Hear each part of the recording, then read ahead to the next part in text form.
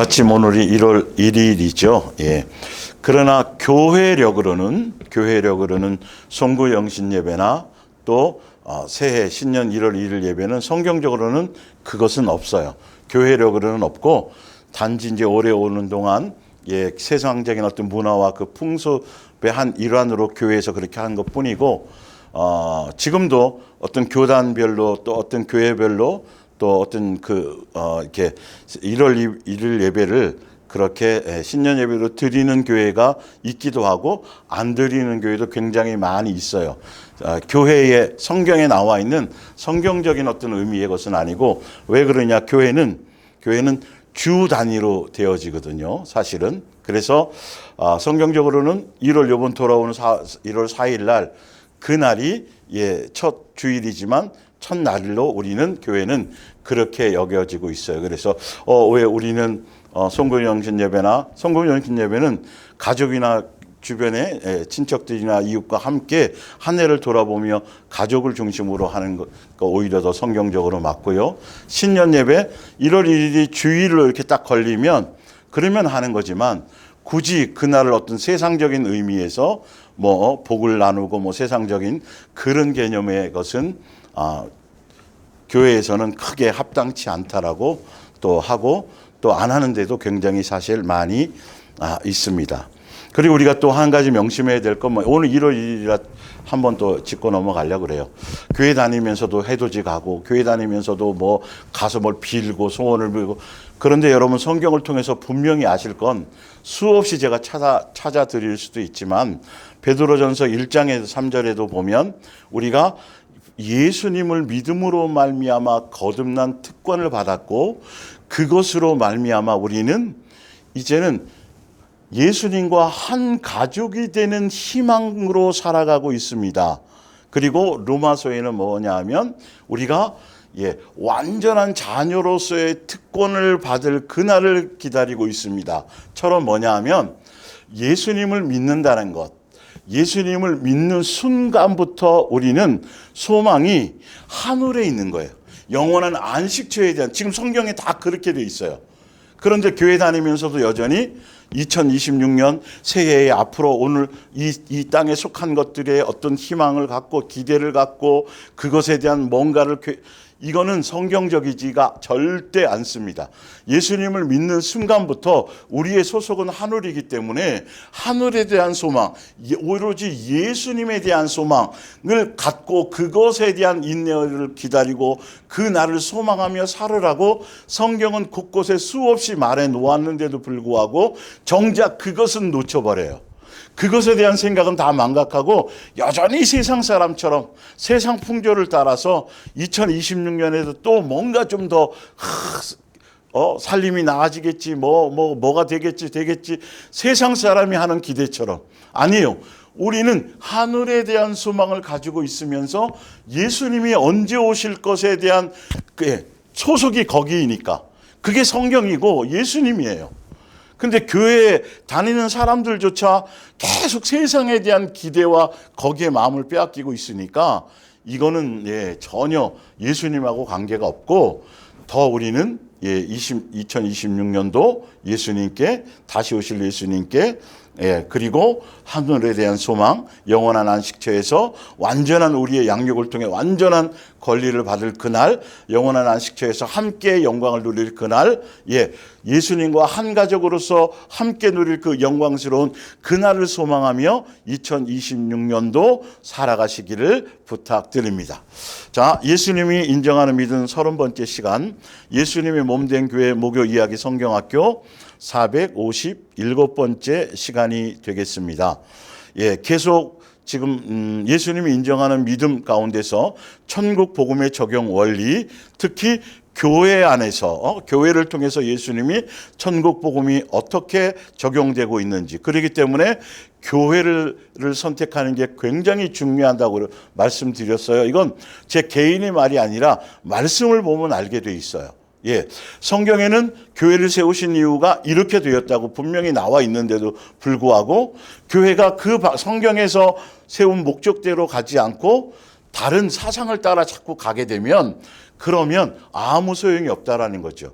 계속 우리 여러분들이 들어서 아시겠지만 성경은 교회를 세우신 이유가 예수님 닮아가라고, 예수님을 배우라고, 예수님처럼 살라고, 예수님의 인격과 마음과 성품을 배우고 그 안에서 나의 옛사람을 돌아보고 새 사람 되어지고 이렇게 새로운 사람으로 살아가라고, 거듭난 사람의 삶에 천국 백성다운 사람으로 그 양육을 받으라고 성경은 분명히 이렇게 말하고 있는데도 교회는 끊임없이 전도해 와야 됩니다. 헌신해야 됩니다. 충성해야 됩니다.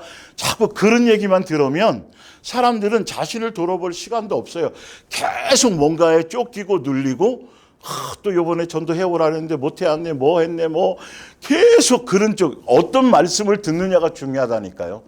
그래서 성경대로 말씀을 들어야 자꾸 내가 달라져요. 성경적으로 예수님이 역사해 주신다라는 거죠.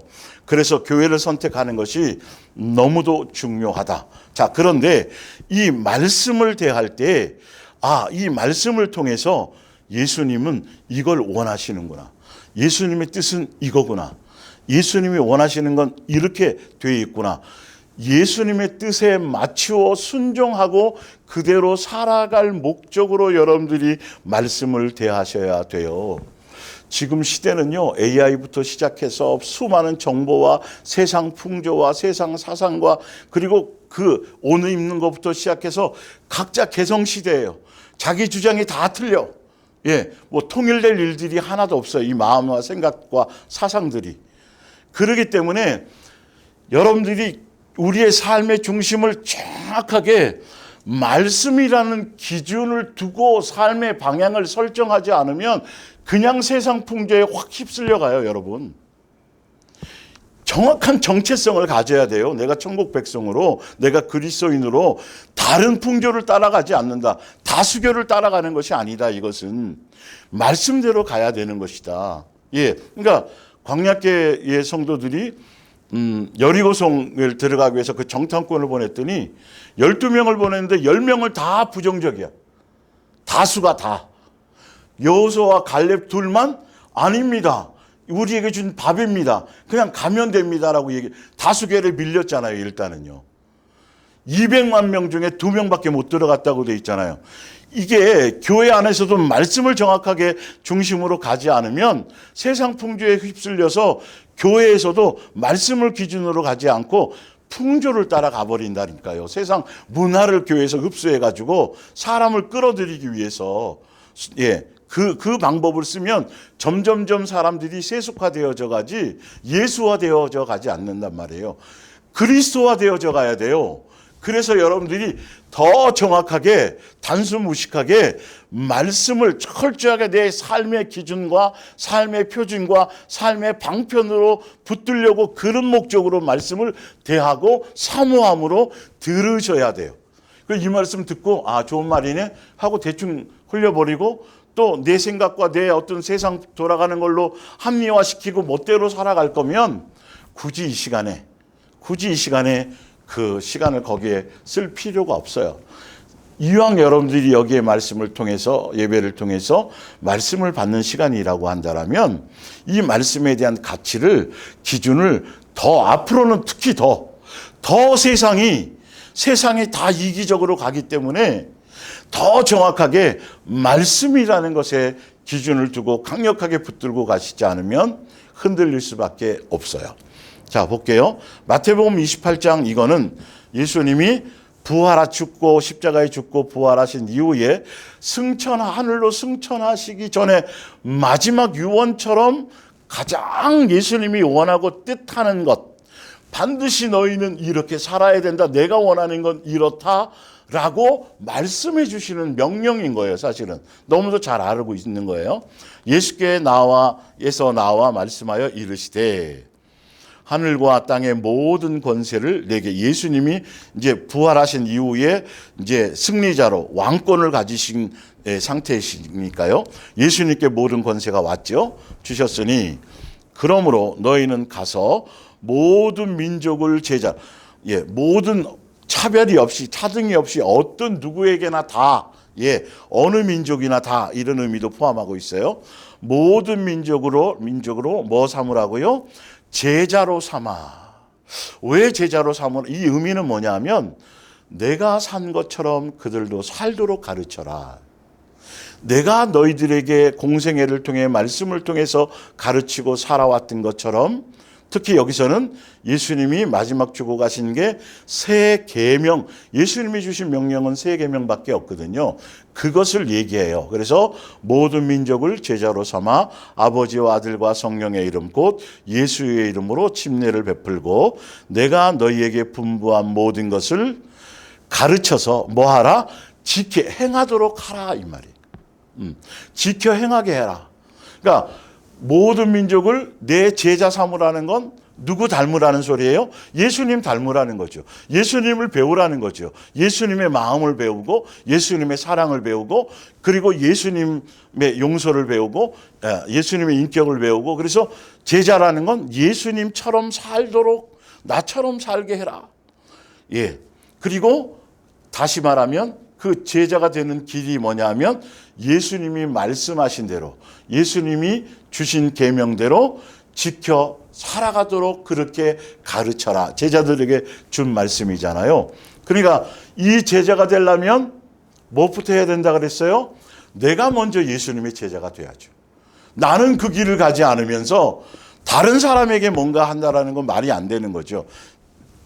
이 말씀의 핵심은 너희들이 먼저 내 제자가 되라는 소리예요. 자, 요한 바로 밑에 볼게요. 똑같은 얘기인데 마태는 이렇게 얘기했고 요한은 13장에 이렇게 얘기했어요. 이 요한복음 13장은 예수님이 잡히시기 전, 잡혀 십자가에 돌아가시기 전, 6월절 밤에, 예수님께서 뭐 하셨냐면, 제자들을 다, 다락방에 모아서 성만찬식을 하셨어요. 내 살과 내 피를, 요번에 1월 4일 날 우리가 하겠지만 성찬을, 예수님이 죽기 전에 내가 죽음에 대해서 말씀하시고, 이렇게 되리라고 말씀하시고, 성만찬을 하시고, 마지막 제자들에게 명령하시는 계명을 주고 가신 게 있어요. 그때 장면이에요. 새 계명을 너희에게 주노니 서로 모아라, 사랑하라. 가룟 유다는 이 얘기를 못 들었어요. 내가 너희를 사랑한 것 같이 너희도 서로 모아라, 사랑하라. 너희가 서로 사랑하면 이로써 모든 사람이 너희가 내 뭐인 줄 알리라, 제자인 줄 알리라. 자, 그럼 우회로 볼게요. 자, 예수님이 성만찬 마지막 잡혀가시기 전에 제자들에게 마지막 성만찬을 하시면서도 마지막 주고 가신 말씀이 뭐하라? 너 제자로 가라. 제자의 길을 가라. 근데 제자의 길을 가려면 너희가 내가 너희를 사랑한 것 같이 너희도 서로 사랑하면 다른 모든 사람들이 너희를 보고 저 사람들은 예수님의 제자구나를 알게 될 것이다. 그렇게 해놓으시고 마태복음 28장은 승천하시기 전에 또 이 얘기를 하신 거랑 똑같아요. 제자를 삼아라. 그리고 내가 너희에게 분부한 모든 것을 가르쳐 지키게 하라. 그래서 예수님이 요한복음 13장의 시간 순서로는 요한복음 13장이 먼저잖아요. 그러니까 마태복음 28장이 내가 너희에게 분부한 모든 것을 가르쳐 지키게 하라고 하신 말씀의 내용이 요한복음 13장의 내용이라는 거예요. 그래야 제자 삼으라는 의미는 사랑하도록 서로 사랑하게 만들고 그 계명을 따라가게 만들어라. 내가 너희를 사랑한 것처럼 그렇게 너희도 살아가라. 그것을 행하도록 지켜 행하도록 해라고 마지막 승천하실 때도 또 마지막 죽으시기 전에 마지막 잡혀가시기 전에도 제자들에게 성만찬 하시면서도 말씀하셨고 승천하시면서도 말씀하셨고, 그러면 중요한 거예요. 예수님의 마음의 핵심과 중심이 여기 다 있다라는 거예요, 사실은요. 굉장히 중요한 건데 새 계명을 얘기하는 데가 별로 없어요. 이건 한두 번 얘기해서가 아니라 교회가 존재하고 교회 안에서 말씀이 복음이 또 우리가 살아가는 것들이, 그래서 교회를 통해서 이 계명을 이루기 위해서 예수님에 대해서 배우고 새 계명을 따라가게 하고 서로 사랑할 수 있도록 교회에서 계명을 따라 배워서 가족, 먼저는 내 가장 가까운 가족 사랑해야 될 대상이에요. 사랑하기도 바빠요. 교회에서 사랑하고 그 배운 것으로 내 가장 예수님이 주신 그 가정과 가장 이웃과 가장 가까운 친척과 그들을 사랑할 수 있는 대상으로 먼저 주셨고 사랑하는 것이 우리의 삶의 목적이라는 것이죠. 그게 교회에서부터 이루어져야 되는데 끝없이 교회 많은 교회들이 헌금 많이 해야 되고 헌신해야 되고 교회 나와서 일해야 되고 전도해야 되고 선교해야 되고 뭐 구제 자꾸 이런 얘기를 계속 많이 듣게 되니까 사람들이 부담만 갖는 거예요. 그리고 달라지지 않아요. 사랑할 뭔가에 대한 사랑해야 됩니다. 예수님이 이렇게 이것이 아니고 예수님 닮아가야 됩니다. 성경대로의 말씀을 전달받지 못하니까 방향이 그쪽으로 가지 않아요. 고민하지 않아요. 그리고 교회에서 나름대로 뭔가 충성하고 헌신해서 인정받으면 우쭐하게 바쁘죠. 사실은. 자, 볼게요. 그래서 에베소서 그 전에 밑에 볼게요. 예수님을 믿고 십자가의 은혜로 탕감을 받고 성령에 참여한 바 되고 말씀으로 예수님에 대해서 배우고 깨달아도 그것으로 끝나거나 완성이 아니라 자라나야 돼. 더 자라가야 된다.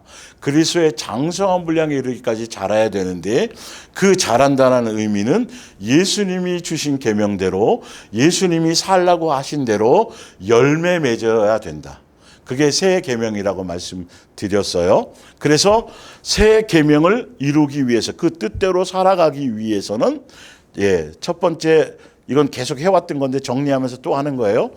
먼저 예수님 십자가에 먼저 죽어서 우리를 사랑했잖아요.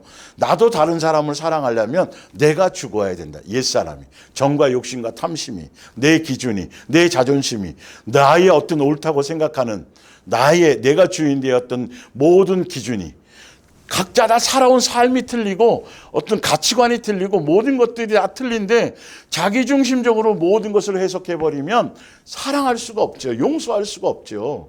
나랑 맞는 사람이 있을 수가 없죠. 그런 것처럼 첫 번째는 그래야 되고 또 내가 예수님께로 말미암아 탕감받았다라는 그것을 절대로 잊지 않아야 돼. 그래서 나는 불완전한 존재요, 부족한 존재요, 연약한 존재인 것을 인정하고 예수님이 나를 사랑해 주시고 내가 이렇게 용서받고 탕감받게 된 것은 예수님이 나를 사랑해 주시고 용서해 주시고 은혜 베풀어 주셨기 때문에 지금 내가 이런 결과가 왔다라는 것을 결과의 마지막을만 붙들지 말고 어떤 것 때문에 내가 이렇게 되었다라는 것을 절대로 망각하지 말아야 어떻게 해요? 그래야 새 계명을 따라갈 수 있어요. 그러니까 자식들도 보면 자기 스스로 잘나서 뭐 해준 게 있어? 철 없을 때에는 자기가 스스로 자라가지고 자기가 뭐가 된 것 같아요. 그러나 철이 들고 깨달으면 그때서야 그걸 알잖아요. 자기가 잘난 맛에 된 것이 아니라 그 은혜였다라는 걸, 사랑이었다는 것. 그래서 우리가 예수님을 닮아가며 그 예수님의 사랑과 은혜를 붙들고 그 안에서 나의 연약함과 부족함을 깨닫고 그래서 내 속사람이 내 중심의 사람이 내 중심이 속사람이 새 사람이 되어져야 된다. 그래야 열매로 생활로 증명이 될 수 있다라는 거죠. 거기까지 가야 되는 거예요. 양육의 끝의 결과가. 자, 그래서 위에 주신 그 말씀 가지고 지금 예수님이 지켜 행하라고 주신 말씀, 예수님이 제자인 줄 알리라고 주신 그 계명, 그것이 어디서부터 가르침을 받고 어디서 이루어지고 어디서 완성되어지냐 하면 예수님이 세우신 교회를 통해서 그 일이 세워지고 완성되어진다라는 걸 지금 에베소서 4장을 보여줄게요. 13절 우리가 다 하나님의 아들을 믿는 것과 아는 일에 하나가 되어서 온전한 사람을 이루어지는데 교회에서 이루어지는 거 이게요. 교회가 세워진 목적이에요. 그것이 뭐냐 하면 온전한 사람이 된다라는 것, 예수님을 믿는다라는 것, 예수님을 안다라는 것. 이건 각양각처에서 수많은 사람이 모였지만 목적이 하나예요. 신기한 건요. 지금도 보면 사람들이 교회에 다니는 목적이 다 틀려. 그러면 안 돼요. 교회에 나가는 목적이 다 틀리다니까요. 종교적인 교회에서는요. 예수님을 믿음에 대한 어떤 목적성이 다 틀려요. 그러나 성경은 뭐냐 하면 같은 믿음이어야 돼요. 예수님을 닮아가는 믿음, 예수님을 알아가는 믿음, 그래서 예수님처럼 살아가려고 하는 것에 대한 믿음, 하늘에 대한 천국 소망에 대한 그런 믿음. 그런데 어떤 사람은 이 땅에서 복받기 위해서, 어떤 사람은 다른 목적으로 그러니까 이게 하나가 되지 않아요. 말씀으로 통일이 안 되는 거예요. 자세히 보면요, 여러분 진짜 많아요. 그게 교회에 다니는 목적이 천차만별이라니까요. 다 세상에 속한 목적을 위해서 교회에 다니는 거예요. 대부분 보면 그래요. 종교의 그 영 안에서는. 그러나 우리가 이 땅에 예수님의 몸된 교회, 하늘나라 대사관의 그 안에서의 교회는, 예수님이 통치하고 성령이 역사하는 교회는 목적이 하나일 수밖에 없어요.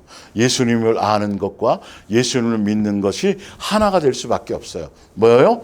그리스도의 장성한 분량에 이르는 것. 다 영의 것의 목적으로 예수님다운 사람이 되어져 가는 것. 그거여야 돼요.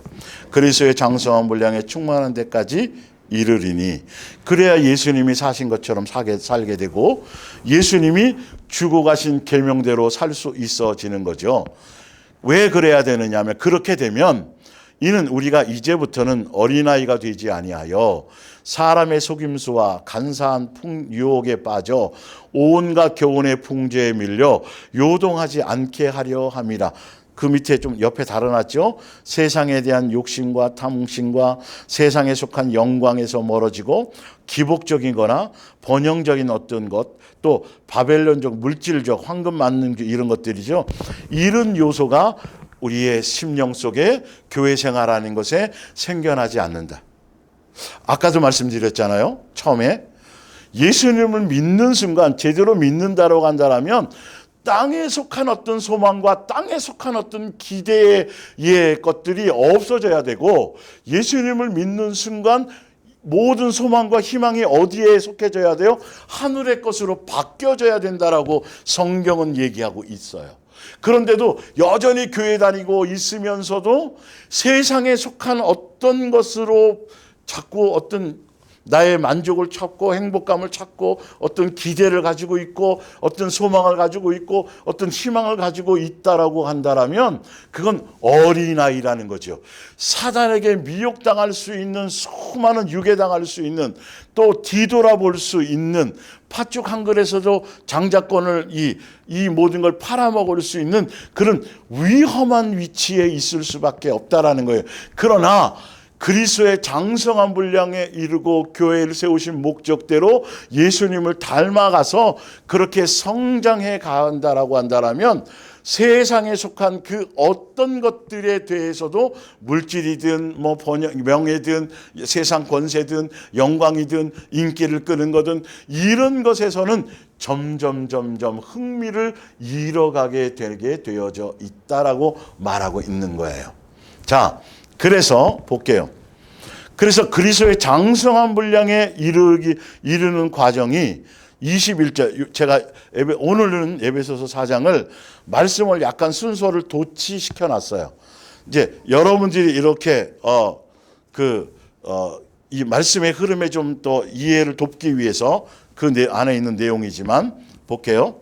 그래서 그리스도의 장성한 분량에 이르러야 되고 하나님의 아들을 믿는 것과 아는 일에 하나가 돼야 되는데, 그것이 세 계명을 따라가는 것이, 그리스도의 장성한 분량에 이르게 되는 사람은, 온전한 사람이 되는 그 길은 21절, 진리가 예수 안에 있는 것 같이 너희가 참으로 그에게서, 예수님에게서 말씀을 통해 듣는 거죠. 지금 듣고 또한 그 안에서 뭘 받아요? 가르침을 받았을진데. 예수님에 대해서 가르침 받는 거예요, 여러분. 예수님의 마음에 대해서 가르침을 받는 거예요. 예수님이 어떤 것을 원하시는지에 대한 것을 받는 거예요. 예수님의 인격과 마음과 성품이 어떻다라는 것에 대해서 배우는 거예요. 교회에서는 세상 얘기하고 정치 얘기하고 세상 풍조 얘기하고 어떤 뭐 의학 상식 얘기하고 이런 시간이 아니에요. 교회는 세상 것을 가르쳐 주는 것이 아니라 교회는 분명하게 진리의 가르침을 받는 거예요. 그 진리가 바로 예수님이고 예수님을 배우는 거예요. 예수님처럼 살기 위해서. 근데 교회가 자꾸 세상 문화가 들어온다니까요. 전도한다는 그 미명 아래, 예? 교회 숫자만 늘리려고. 교회 다니면 천국 가는 게 아니에요. 교회 다니는 것으로 천국 간다고 그걸로 끝났다고 생각하면 큰일 나는 거예요. 그건 성경을 보면서도 우리가 속지 말아야죠. 가르침을 받아야 되는데, 그래서 진리의 가르침을 받잖아요.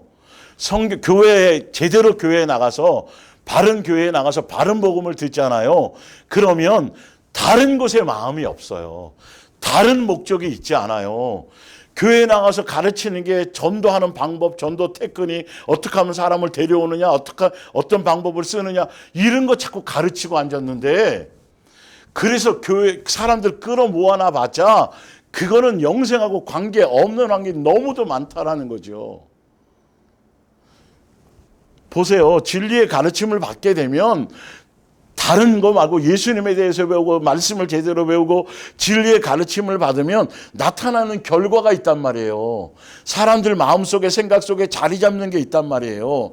22절, 너희는 유혹의 욕심을 따라 썩어져가는 구습, 마귀적인 거, 세속적이고 뭐 탐욕적인 거, 이 따르는 옛사람을 벗어버리고 이것을 벗어버리게 만들어준다라는 거예요.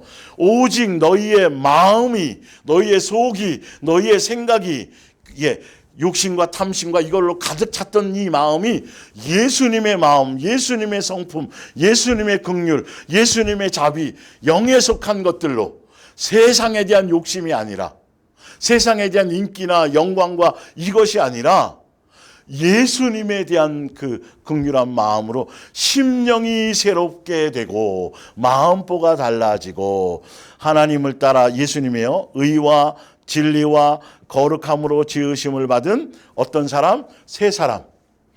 예수화된 사람. 예수님을 닮은 사람. 예수님의 자녀다운 사람으로 거듭나게 되는, 성령의 사람으로 거듭나게 되는 결과가 뭐예요? 진리의 가르침을 받으면 마음보가 달라져요. 세상에 대한 욕심이 없어져요. 사람에 대한 긍휼이 생겨요. 다른 사람을 그 모습, 예수님의 인격과 마음으로 그 사람을 향해서 마음이 넓게 작용하게 되어져 있어요. 진리의 가르침, 예수님을 배우면 자꾸 사람 자꾸 끌어모으려는 것에 마음이 있지 않아요. 나를 돌아보는 데 마음이 있어요. 그래서 뭐 하라고요? 새 사람이 되게 되어진다는 거죠. 그래서 15절 볼게요. 이 과정, 이렇게 진리의 가르침을 받게 되는 게 어떤 구조로 받게 되느냐 하면, 우리는 언제나 진리를 따라 진실하게 말하고 행동하고 생활하여 교회의 머리이신 그리스도를 더욱더 닮은 자가 되어야 됩니다. 그렇죠? 그래서 그리스도이신 예수님을 닮은 자가 되기 위해서 교회에서 성경을 통해 진리의 가르침, 꼭 예수님에 대해서 배운다라는 거죠. 자, 그리스도의 지위에 따라 온몸이 서로 완전히 어울려서 성도와 성도끼리 서로 한 가족으로 지체로 각각 지체는 각기 다른 사람을 어떻게 해야 돼요? 도와야 돼요. 자기의 형편에 따라 믿음의 분량에 맞게 할 수 있는 것으로 예수님이 주신 마음과 예수님의 사랑과 예수님의 것으로 서로 도우려는 것에 있어야 돼요. 그게 교회 구성원으로서 해야 될 내용이죠. 그러면 온 몸이 성도 하나하나가 영적으로 강건해지고 건강하게 성장해서 사랑으로 충만한 교회가 되어진다. 결론은 무슨 계명을 통해서 교회를 통해서 새 사람 되게 하시고 새 사람을 통해서 새 계명을 따라가서 교회가 사랑으로 충만해진다. 교회가 사랑으로 충만해지게 되면서 가장 가까이는 여러분의 각자의 가정이 사랑으로 충만해져야 돼요. 열매가 거기서 나타나야 되는 거예요. 예. 그리고 여러분의 가장 가까운 이웃들에게 그 사랑이 흘러갈 수밖에 없고, 예. 예수님이 나를 사랑해 준 것처럼 그 사랑을 알고 내가 받은 사랑을 흘려나가는 것이겠죠. 세계명을 따라가는 것이겠죠. 이게 천국 복음의 교회에 적용되는 적용 원리인 것이에요. 그래서 예수님의 승천하시면서까지 주신 그 예수님의 간절한 소망은 서로 사랑하는 관계가 되어라. 내가 너에게 사랑을 가르치러 왔다. 너희는 내 한 가족이 될 것이기 때문에 이 땅에서 사랑하는 것을 배워야 된다. 그러기 위해서 너 속에 있는 너의 기준, 너의 자존심, 너의 옛사람적인 거, 너의 어떤 교만, 너의 어떤 마귀적인 성품, 뭐 이런 것들, 너희 또 영광받고 높임 받으려고 하는 이 모든 것들이 다 제거되어야만 한다. 그러기 위해서 교회가 필요하고 말씀이 필요하고 지체가 필요한 것이다라는 말씀인 거죠. 그래서 새 사람이 되면 그러니까 진리의 가르침을 제대로 받고 예수님이 세우신 교회의 바른 교회를 선택해서 바른 천국 복음을 받고 바른 가르침을 받게 돼서 새 사람이 되어지면 그 새 사람이 어떤 삶의 모습으로 살아가게 되는지를, 이거는 예수님이 써놓은 법칙이에요. 이걸 벗어날 수가 없어요. 그런데 내가 교회 열심히 다니고 뭐도 하고 막 하는데, 오래 다녔는데, 새벽기도 안 빠지고 뭘 하는데, 근데 왜 내 마음은 여기 성경이 이렇게 된다는데 왜 나는 그렇지 않지? 심각한 고민에 빠져야 돼. 답을 얻으려고 하셔야 돼요. 성경을 무시하지 말라니까요, 이 말씀을. 예?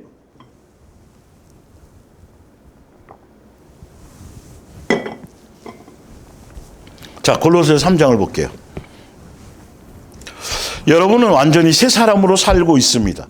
새 사람이 되기 위해서 살아가고 있는 거예요. 신분은 바뀌었지만 그렇게 가고 있는 거죠. 여러분, 학생들이 수능을 통해서 대학생이 되잖아요. 1학년 신입생, 대학생이라는, 예를 들어서 대학생이라는 직함을 받게 되잖아요.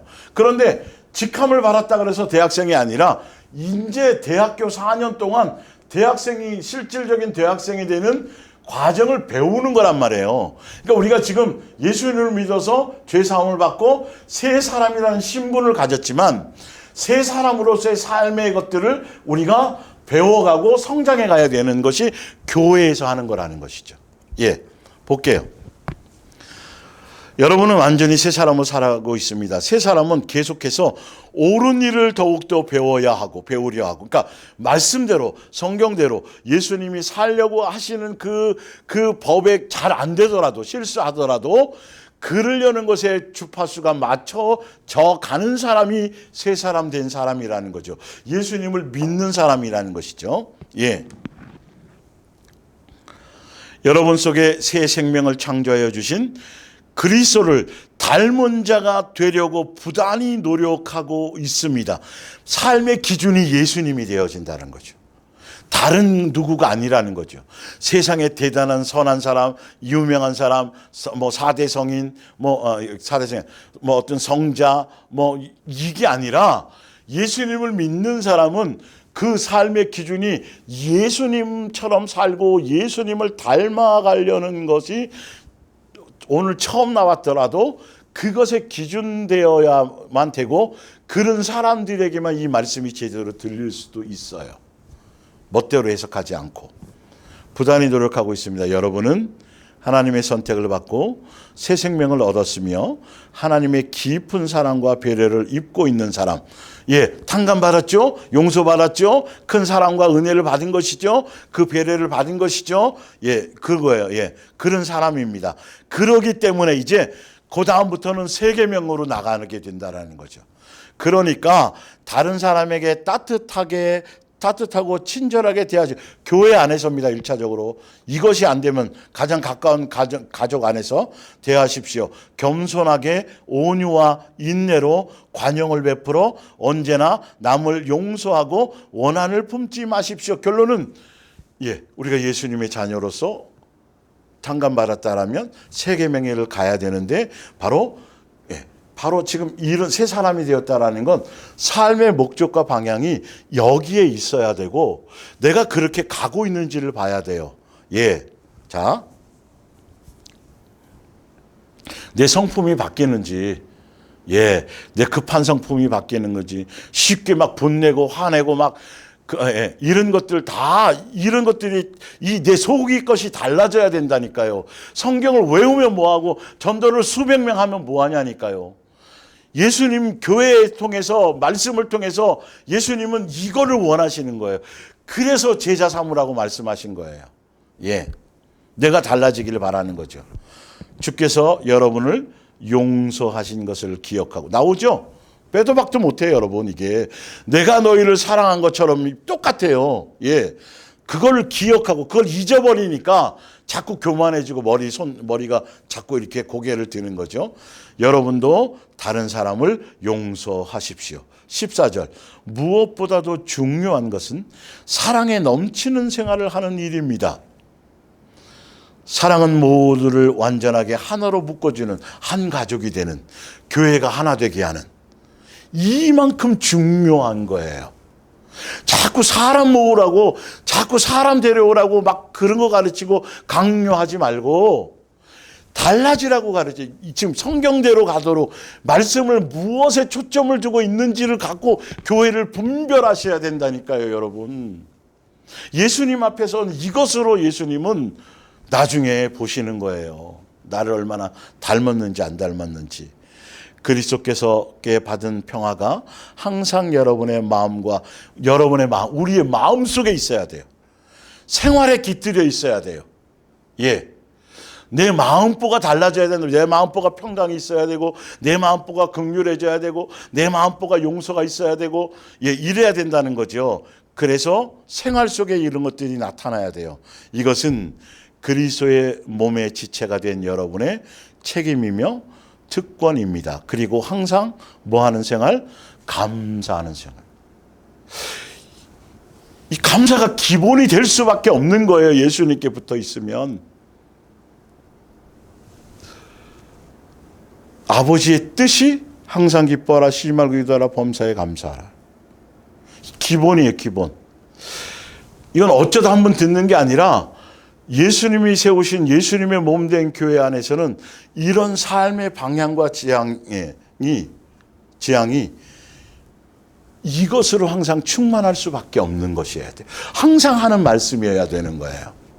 여러분의 삶의 포커스를 이 오늘 주시는 이런 말씀에 이 교회가 방향이 이런 거에 있느냐? 매 행사하고 프로그램하고 사람들 분주하게 만들고 정신없이 뭘 헌신을 강요, 자꾸 이런 것에 있는지, 한 사람 한 사람이 서로 각자가 예수님을 닮아가려는 것에 초점을 두고 성장하고 마음이 넓어지며 그 예수와 되어져 가며 서로를 격려하며 서로를 존중하며 자꾸 이런 것에 마음을 두고 그 말씀을 붙들고 서로 같은 방향을 가고 있는지. 교회의 목적이 이거라고 되어 있잖아요, 여러분. 갈라디아서 5장을 볼게요. 17절. 우리는 성령께서 바라는 것과는 정반대로 악한 일 하기를 좋아하는 본성을 지니고 있습니다. 그러므로 성령께서 인도하시는 길을 따라 살며 선한 일을 하고자 하는 마음은 우리 본성의 욕망과는 정반대입니다. 그러니까 예수님의 인격, 예수님의 마음, 성품, 사랑하며 가려는 이거는 우리 속에 있는 인간의 본성에는 전혀 없는 거라는 거예요. 그래서 성령을 통해서만이 이게 나타나게 된다는 거죠. 예. 우리 속에 있는 이 두 힘은 서로 우리를 마음대로 조정하려고 끊임없이 싸우고 있습니다. 그리고 우리는 양쪽 틈에 끼어서 자유롭게 원하는 대로 할 수가 없습니다. 그러나 성령이 인도하는 대로만 따라가면 더 이상 억지로 율법에 복종하려고 애쓸 필요가 없습니다. 사람들에게 보이려고 뭘 할 필요가 없다라는 거죠. 척할 필요가 없다는 거죠. 왜? 성령께서는 그렇게 할 수 있도록 바르게 역사해 주시니까. 여러분이 본성이 시키는 대로 육체의 욕망에 따라 살면 여러분의 생활은 다음과 같은 결과를 가져옵니다. 뭐라고 써 있어요, 옆에요? 옛사람의 열매, 마귀적인 열매.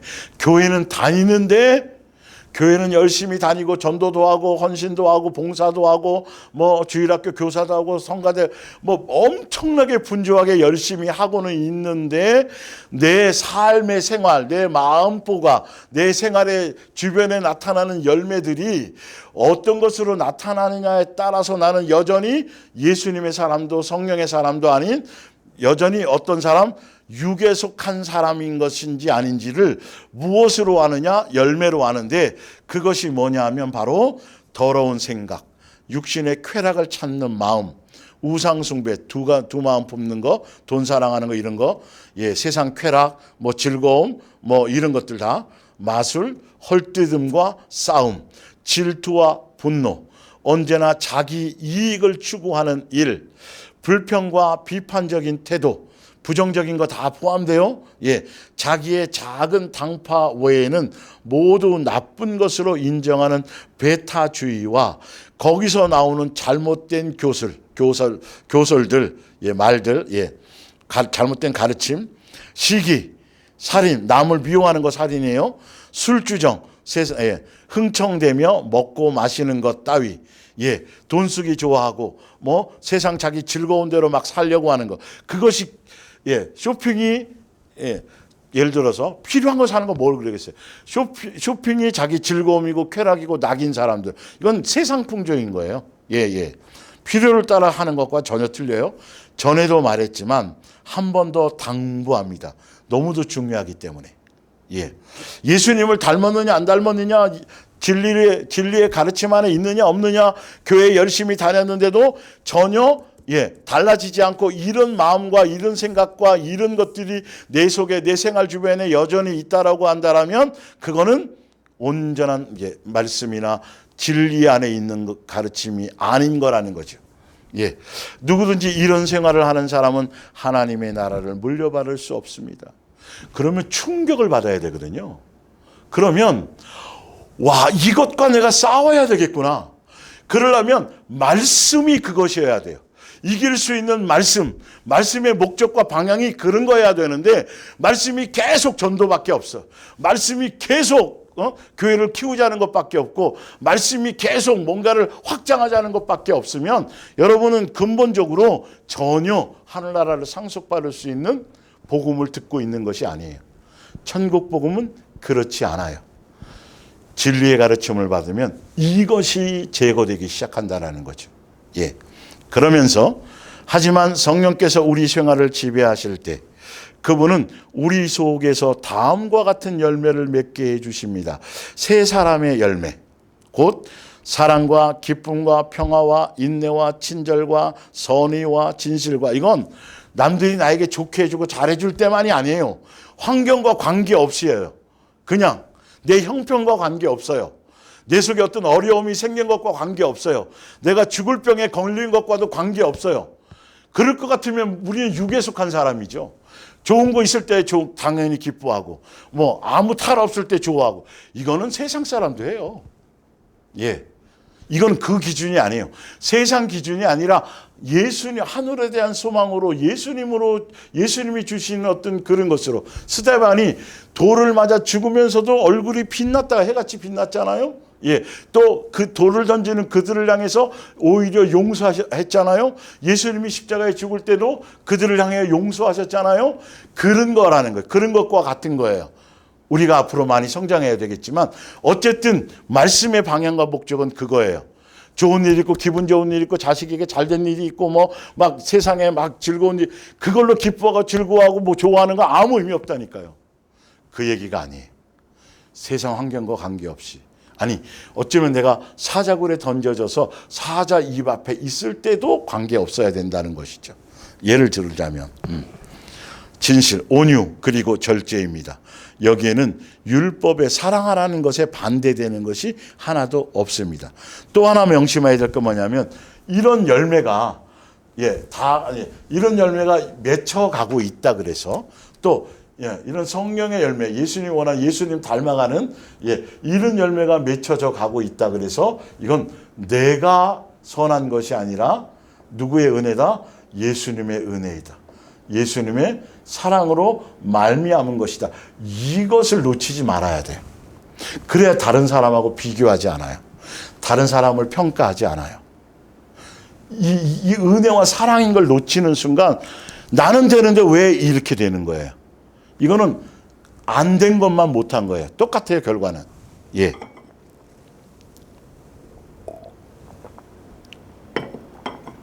그러면서 볼게요. 그리스도의 장성함을 향해 이른 사람, 세 사람에 대한 것과 연결된 같은 거예요. 24절. 그리스도께서 예수님을 믿고 예수님께 속한 사람은 악한 욕망의 본성을 십자가에 못 박은 사람들입니다. 결론은 내가 예수님을 믿고 십자가에 죽으신 예수님을 믿고 자녀로서 예수님을 영접했다라고 한다라면 내 속에 있는 옛사람, 마귀적인 사람, 정과 욕심과 탐심도 함께 십자가에 못 박은 사람이어야 된다라는 것이죠. 예. 그런 사람들은 만약 우리가 지금 성령의 능력으로 살고 있다면 모든 생활 역시 성령의 인도를 따라야 합니다. 성령의 인도를 따라가는 사람, 진리의 가르침을 바르게 받고 가는 사람, 예수님의 교회에서 바른 복음을 따라가는 세 사람의 길을 가는 사람들은 26절이에요.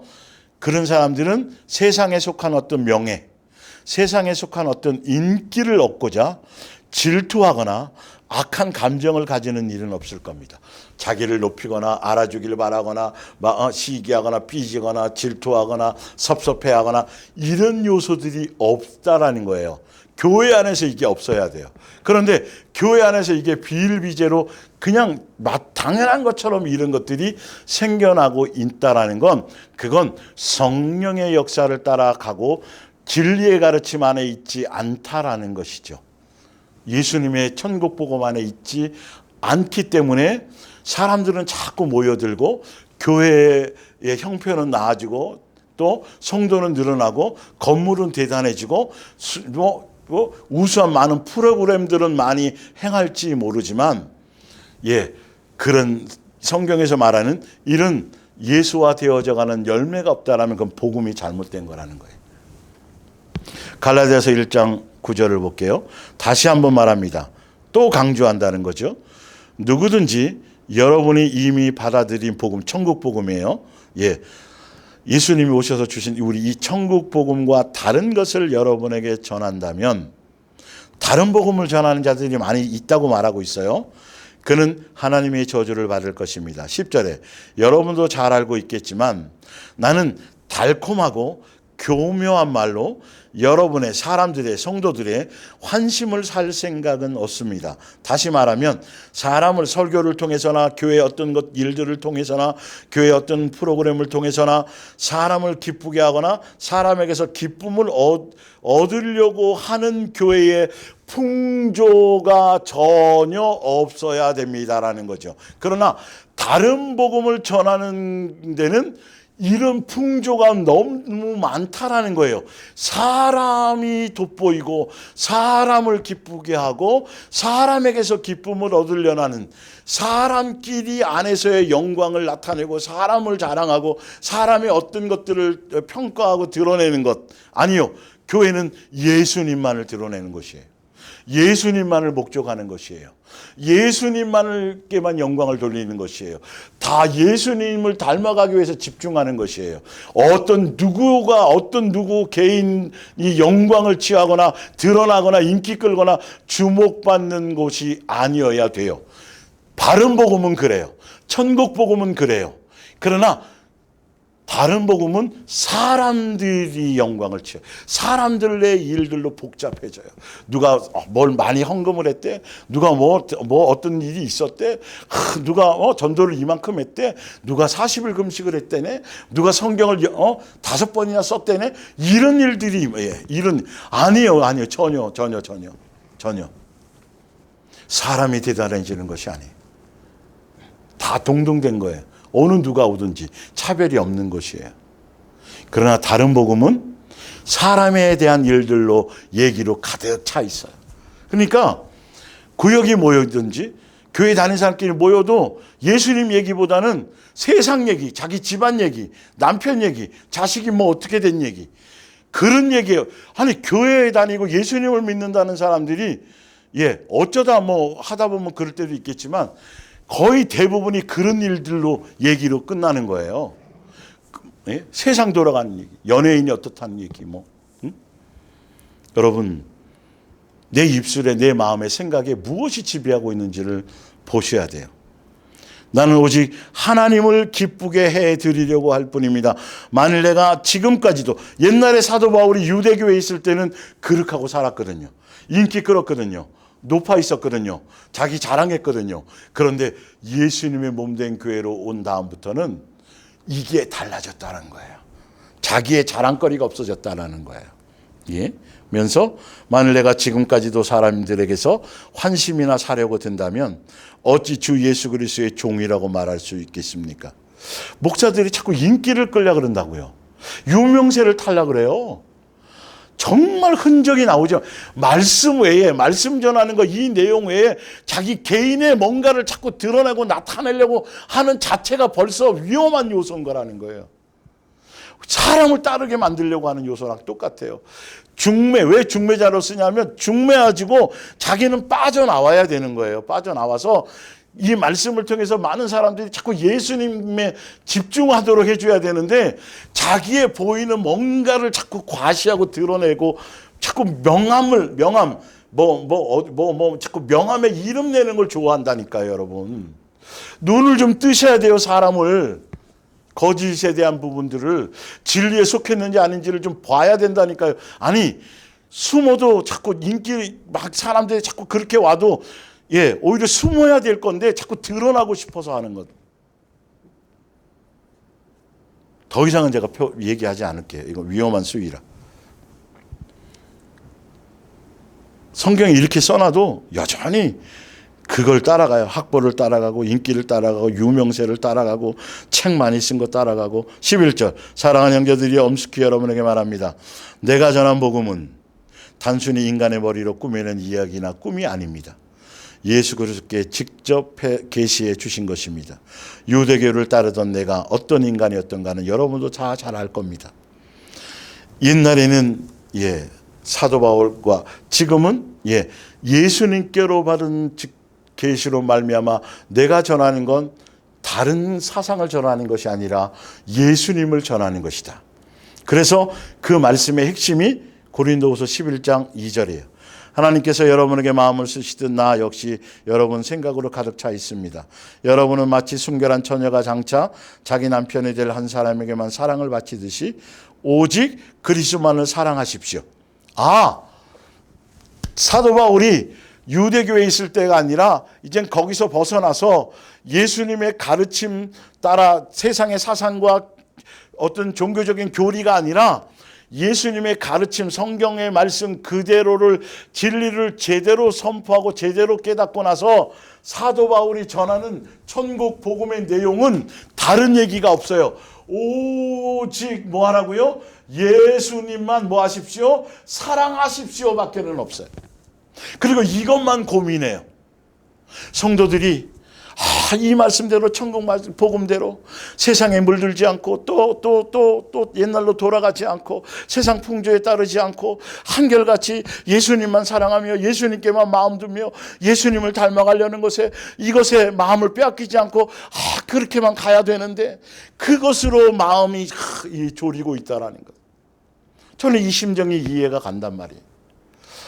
예수님이 주신 이 자유로 진리에 대한 자유로 또 인간의 본성 따라 또 방종으로 또 너무 치우쳐 가지는 않을까? 그 교회의 그 율법, 교회적인 사상, 교리적인 것에 그 목사의 밑에 억압받아 살았던 것에서 예수님이 해방시켜 주었더니 이젠 또 방종으로 가려고 하진 않나? 예수님에 대한 진실하고 깨끗한 이 사랑의 마음에 변질이 돼서는 안 될 터인데 가벼이 여기거나 하찮게 여기거나 이렇게 돼서는 안 될 터인데 말씀에 대한 것, 영상에 대한 것으로 드려도 이 마음의 중심이 이 자세가 그런 것이라는 것이죠. 나는 하와가 에덴 동산에서 사단에게 유혹을 당한 것 같이 여러분들도 혹시 우리 주께 바칠 그 순결하고 순수한 마음을 잃게 될까 봐 마음 졸이고 있으면 저는 1000% 이 마음을 이해해요. 어떻게 하면 사람들이 많이 모일까? 어떻게 하면 많이 채울까? 어떻게 하면 부흥시킬까?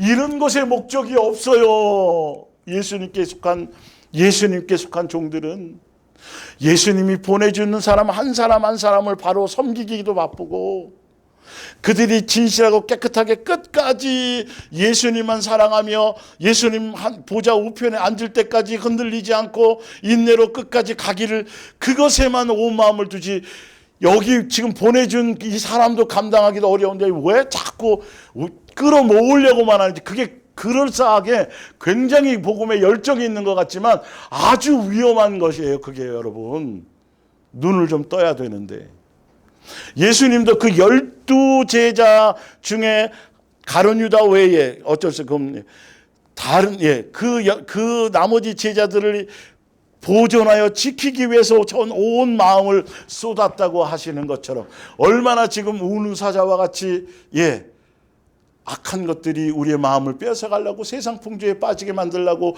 두 마음 품게 만들려고, 예수님도 세상도 이렇게 만들려고 지금 우는 사자와 같이 지금 삶의 주변을 어슬렁어슬렁 대고 있는데, 영적인 긴장감을 가져야 되는데,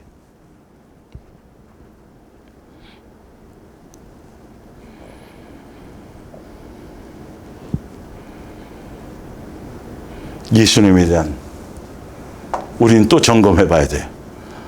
저도 제가 먼저 맛을 보는 거라 그랬잖아요. 그리고 이제 가는 거고요.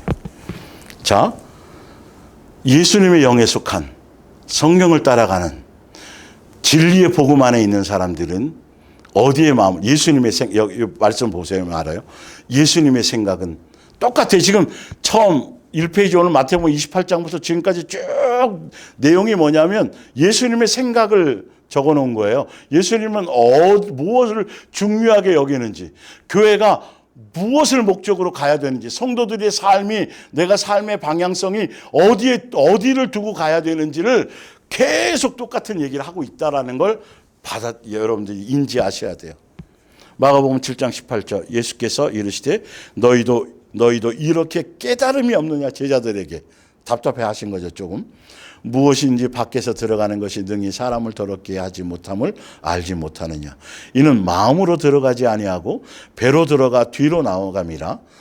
이러므로 모든 음식물을 깨끗하다 하시니라. 이게 무슨 말이냐 하면, 자꾸 사람들은 겉으로 눈에 보이는 그것만을 자꾸 신경 쓰는데, 예수님은 음식 막 대충 씻고 이르라는 게 아니라 너희 속의 것을 예수님은 보시는 거라는 거죠. 음식 자체가 우리를 죄짓게 하거나 음식 자체가 우리를 더럽게 하지 못하고, 영에 대한 말씀이에요. 이건요.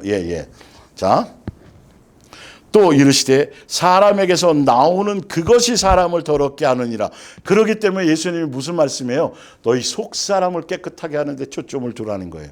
이건 말씀을 제대로 들어야만, 거기에 방향을 잡고 가야만 그 말씀이 우리 속에 있는 정과 욕심과 탐심, 돈에 대한 생각, 세상 풍조, 세상 쾌락, 이것에서 자꾸 멀어지게 만들어주는 거예요. 여러분, 속에서 곧 사람의 마음에서 나오는 것은 악한 생각, 곧 음란과 도둑질과 살인과 간음과 탐욕과 악독과 속임과 음탕과 질투와 비방과 교만과 우매함이니, 이 모든 악한 것이 너희의 어디 속에요? 마음 속에서 나와서 너희의 육신을 더럽히며 하나님 앞에 설 수 없는 사람으로 만드는 것이다. 하늘나라를 상속받지 못하게 만드는 요소가 너희 속에 이런 것들을 때문에 그렇게 되는 거라고 지금 얘기하고 있어요. 그러니까 말씀이 어떤 복음을 듣느냐에 따라서 내 속 사람이 새로워지고 깨끗해진 거, 아니면 잘못된 말씀, 세상 종교적인 말씀을 들으면 우쭐해진다는 거예요. 아니, 교회에서 전도를 강조하고 헌신을 강조하는데 전도 많이 해봐요. 예를 들어서. 그러면 전도 많이 하는 사람들이 높임받고 우쭐할 거 아니에요? 성경하고 전혀 관계없는 그런 복음을 받으면 그런 거예요. 예를 들자면요, 마태복음 23장 25절을 볼게요. 화 있을진저 어떤 사람이 지옥 자식이냐? 외식하는 서기관들과 바리새인들이여 잔과 대접의 겉은 깨끗이 하되 그 안에서 탐욕과 방탕으로 가득하게 하는도다. 눈먼 바리새인이여 너는 먼저 안을 깨끗이 하라. 그리하면 겉도 깨끗하리라. 거듭나는 거, 새 사람 되는 거, 뭐 이런 거, 예수님 인정하는 믿음, 예수님이 인정하는 믿음은 우리 속 사람이 깨끗해지는 것이 인정하여 이와 같이 너희도 겉으로는 사람에게 옳게 보이되 안으로는 외식과 불법이 가득하도다. 나는 그러지 않느냐, 우리는 그러지 않느냐를 봐야 돼요. 자꾸 사람에 대한 겉에 대한 거를 내 속에 있는 걸 자꾸 감추고 아닌 척을 하고 포장을 하고 그러면서 사람이 나를 어떻게 할 것만 자꾸 보지 예수님이 내 속 사람을 훤히 꿰뚫고 있다라는 걸 인지하지 못하는 것. 자꾸 사람을 의식하는 것. 그건 진리의 복음은 외모나 외형이나 겉의 화려함이 아니라 계속 한결같이 제자 삼으라는 말씀의 핵심도 너희 속사람이 새로워져라. 예수화되어져라.